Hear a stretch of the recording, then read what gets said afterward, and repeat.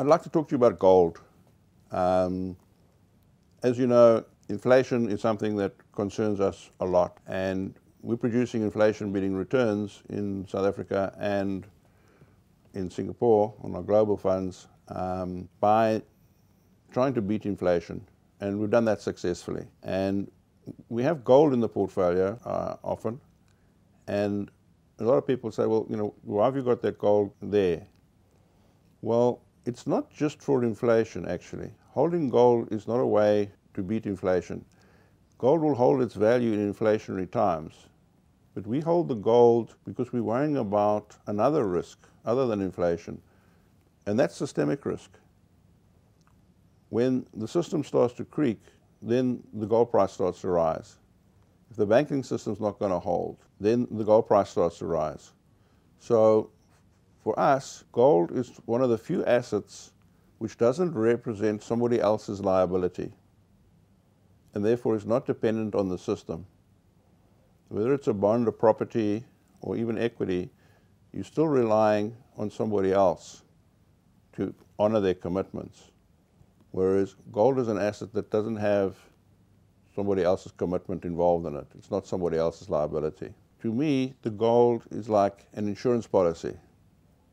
And like most insurance policies, you don't want to collect on it. So we're happy to have the gold there in case things go wrong.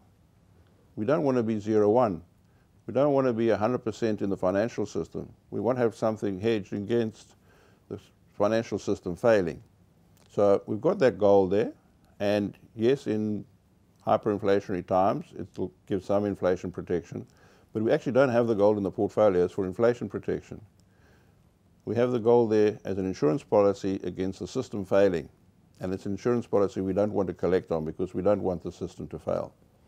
But we like to have it there. It gives us some comfort that in the extreme, that we do have something which is very liquid and we can cash in on if there's some risk of systemic failure. And one of the extra items of systemic failure that comes about, it has happened in the past, is the obvious one is war. But you've also got insurrection and system change, overthrow of governments is a systemic change where gold can be useful. And it becomes useful when you can sell it and buy other assets at a cheap price, which brings me to another element in terms of our portfolio construction, and that is we often have a lot of cash, particularly in our asset allocation funds. We carry a lot of cash or near cash. And again, we're not investing in the cash because the cash is going to give us superior returns. It's the opportunity to buy things when they become very cheap.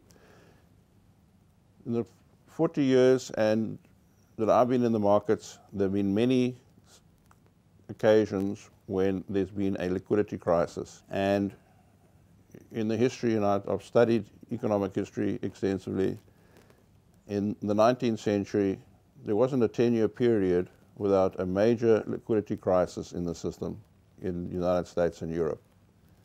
And those liquidity crises create opportunities to buy assets at bargain basement levels. So the cash that we hold in the portfolios is not there for the return we're getting on the cash. It's there despite the low return we're getting on the cash.